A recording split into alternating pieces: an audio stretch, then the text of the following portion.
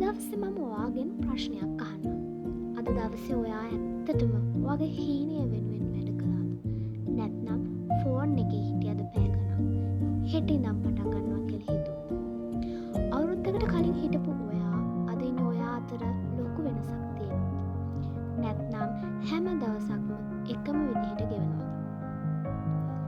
අපි වන්නේ එක ලොකු වැරද්දකින් නෙමෙයි. හැමදාම කරන පුංචි වැරදි, පුංචි පුරුදු නිසා. ඉතින් අද මේ වීඩියෝ එකෙන් අපි කතා කරන්නේ අන්න ඒ පුරුදු පහ ගැන. අපේ ජීවිතය විනාශ වෙන්නේ එක ලොකු වැරද්දකින් නෙමෙයි. හැමදාම කරන පුංචි වැරදි සහ පුංචි පුරුදු නිසා. ඉතින් අද අපි ඒ පුරුදු පහ ගැන කතා කරමු. පුරුදු අංක 1. හෙට කරමු. ඔයා කවදා හරි මෙහෙම කියලා තියෙනවද බලන්න. හෙට ඉඳන් එක්සර්සයිස් කරනවා, හෙට ඉඳන් පාඩම් කරනවා, හෙට ඉඳන් වෙනස් වෙනවා. හැබැයි ඒ හෙට කවදාවත් එන්නේ නැහැ. අපි හැමදාම බලාගෙන ඉන්නේ පර්ෆෙක්ට් ඩේ එකක්.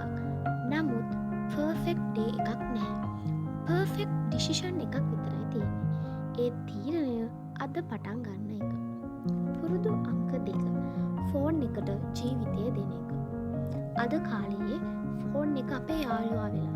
හැබැයි සමහර වෙලාවට අපේ කාලය හොරා ගන්නෙත් මේ ෆෝන් එක. මිනිත්තු 10ක් TikTok බලන්නම්, Facebook යන්නම්, YouTube යන්නම් කියලා ෆෝන් එක අතට ගත්තම පැය දෙකක් ගිහින්. ඒ පැය දෙක අයත් කවදාවත් එන්නේ නැහැ.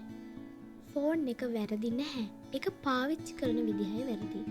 මතක තියාගන්න, ෆෝන් එක පාලනය කරන්න. නමුත් ෆෝන් එකට ඔයාව පාලනය කරන්න දෙන්න එපා.